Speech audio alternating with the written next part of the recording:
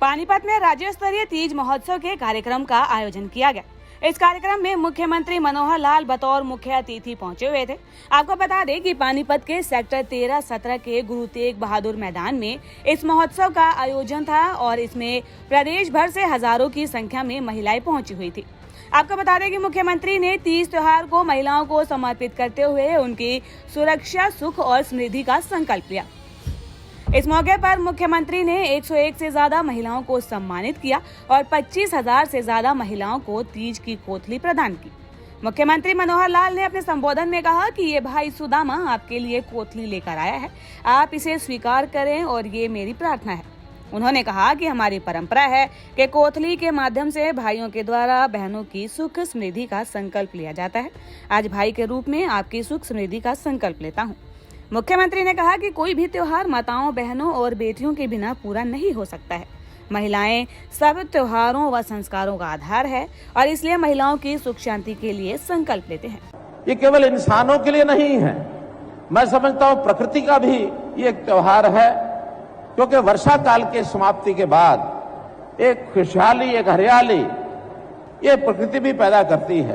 तो बहनों, महिला का सम्मान, समृद्ध हमारी संस्कृति, ये जैसा बताया कि त्योहारों का एक प्रकार से बीज तीज ने बोया है, तो इसके अंदर हमारी जो खुशी का एक लहर का जो एक प्रारंभ होता है, लोकगीत हैं, लोक संगीत है, हमारे यहाँ रागनियां हैं, सांग है, खुशी का उद्गार ये इस तीज से प्रारंभ होता है। मैदान में, जगह जगह, हमारे खेतों में, हमारे स्कूलों में, हमारे सार्वजनिक स्थानों पर पेड़ लगाने का बहुत बड़ा हम काम करते हैं। और पेड़ लगाने से भी, जैसा ये एक प्रदूषण की बात कही गई है उसको समाप्त करना है, जैसा ये ग्लोबल वार्मिंग की बात कही गई है उसको ठीक करना है, तो ये पेड़ लगाना, ऑक्सीजन बनाना एक बहुत बड़ा काम इन दिनों में हम करते हैं। और मुझे लगता है कि हम सबको संकल्प लेना चाहिए कि हर व्यक्ति साल में एक बार किसी अच्छे प्रसंग पर, चाहे हमारा कोई जन्मदिन का अवसर आ जाए, चाहे हमारी और किसी प्रकार की कोई वर्षगांठ आ जाए, हमको जीवन में वर्ष भर में एक पेड़ लगाना चाहिए। सारे जीवन में 10, 20, 30 अगर हमने पेड़ बढ़ा दिए तो बहुत बड़ा प्रकृति के साथ एक प्रकार का हम सम्मान करेंगे और मानवता के साथ न्याय होगा। कि यह प्रदेश एक समय था बेटी मारने वाला प्रदेश माना जाता था, लेकिन मैं धन्यवाद करता हूं प्रधानमंत्री जी ने इस प्रदेश में अलख जगाई। जो 871 उस समय हमारा जेंडर रेशो हो गया था महिला और पुरुष का, वो आज बढ़कर के 927 हो गया। भाई बहनों, 927 हो गया। बहुत बड़ा अंतर एक उसमें आया है। महिलाओं के सशक्तिकरण के लिए हमने बहुत से कार्य किए हैं, चाहे वो शिक्षा क्षेत्र हो, चाहे वो राजनीतिक क्षेत्र हो। हमने पंचायतों में 50% महिलाओं का प्रतिनिधित्व तय कर दिया है कि हमारे प्रतिनिधि पंचायती राज में जितने पुरुष होंगे उतनी महिलाएं भी होंगी। और ये हरियाणा पहला प्रदेश है इस प्रकार की गारंटी देने वाला प्रदेश। तो मैं देखता हूं उस प्रथम लाइन में जो टॉप करते हैं उसमें 80% छात्राएं होती हैं, मात्र 20% लड़के रह गए। अच्छी बात भी है, थोड़ी चिंता की बात भी है। अब कभी छात्रों का, बेटों का सम्मेलन होगा तो मैं कहूंगा भैया मुकाबले में थोड़ा आगे बढ़ो, वरना संतुलन दूसरा गड़बड़ा जाएगा। महिलाएं काफी आगे बढ़ गई, पुरुष पीछे रह गए, तो समाज में संतुलन ये भी अच्छा नहीं है। कई प्रकार के दोष हमारे पुरुषों में, बेटों में आ गए हैं। अभी मैं कल पढ़ रहा था, पंजाब में एक मुहिम चलाई गई है, बेटा बचाओ अभियान। उन्होंने बेटा बचाओ अभियान क्यों चलाया? क्योंकि हमारे परिवारों के बेटे वो नशे की तरफ, ड्रग्स तरफ आगे बढ़ रहे हैं, उनका भविष्य अंधकार में हो रहा है। आज पंजाब में है, कल वो हरियाणा में भी हो सकता है। उसकी जिम्मेवारी भी ठीक रखने की हमारी इस मातृशक्ति की है कि अपने बेटे बेटियों को सबको समृद्ध करना है। तो बेटियों को तरफ भी ध्यान करो। इस नशा के विरोध में जो आवाज उठा सकते हो आप आवाज उठाओ, सरकार आपके साथ खड़ी है, चिंता मत करना। हमारा हरियाणा इस समय 57,376 स्वयं सहायता समूह ये बना करके 5 लाख से ऊपर महिलाएं वो इसकी सदस्य बनी है। विचार किया कि जितने शहर हैं, अभी केवल जिला केंद्रों के बाद फिर सब डिवीजन हेडक्वार्टर, बाद में ब्लॉक हेडक्वार्टर, धीरे धीरे एक एक स्टेप में चलेंगे। सभी जिला केंद्रों पर मैंने एक निर्देश दिया है अपने डिपार्टमेंट्स को कि वहां 50 से लेके 100 पोर्टा कैबिन का एक स्ट्रक्चर बनवाएं। और जो बहनें हमारी ये जो अपना उत्पाद बनाती हैं, अपना उत्पाद जो बना हुआ है उसी सेल्फ हेल्प ग्रुप को ये सुविधा मिलेगी। बाजार से खरीद के ला के उसको बेचने की सुविधा नहीं मिलेगी। ऐसे सेल्फ हेल्प रजिस्टर्ड ग्रुप वो वहां प्रतिदिन के हिसाब से उन पोर्टा केबिन्स को बुक करा सकती हैं और जा करके अपना सामान बिक्री के लिए दिन भर रख सकती हैं। ये होगा एक साझा बाजार। साझा बाजार की एक कल्पना की गई है। आवश्यकता पड़ने पर, डिमांड ज्यादा होने पर इसकी संख्या बढ़ाई भी जा सकती है।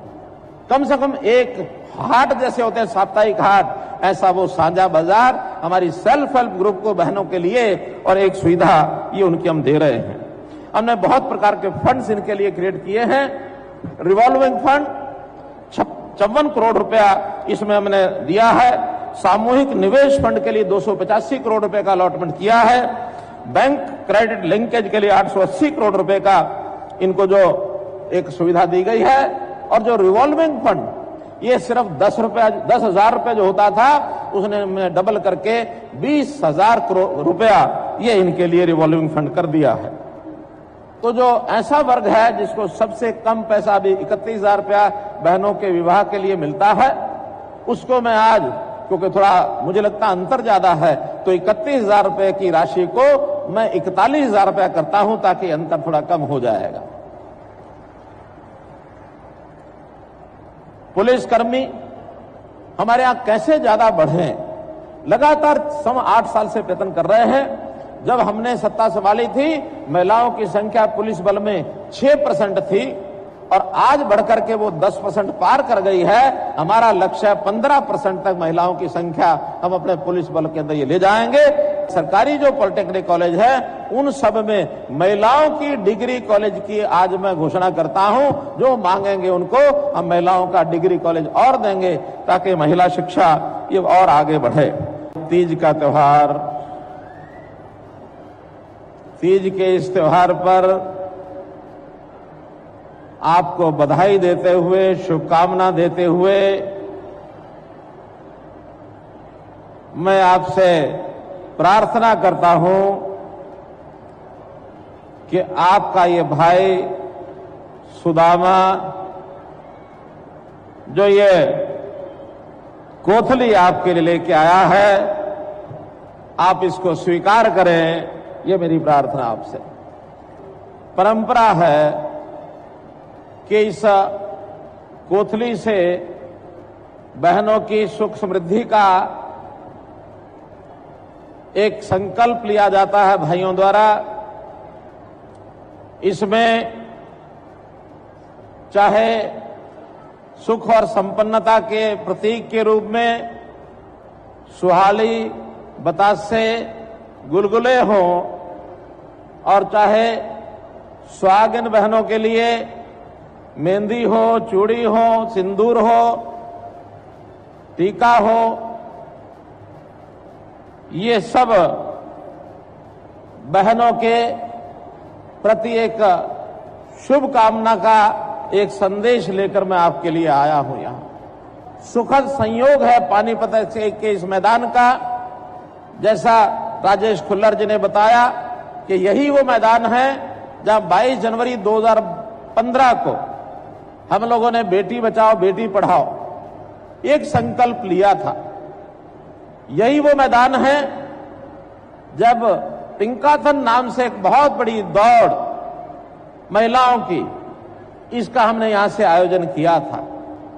यही वो मैदान है जहां हमने गुरु तेग बहादुर जी का शहीदी दिवस बहुत बड़ी संख्या में हरियाणा के निवासी आए थे।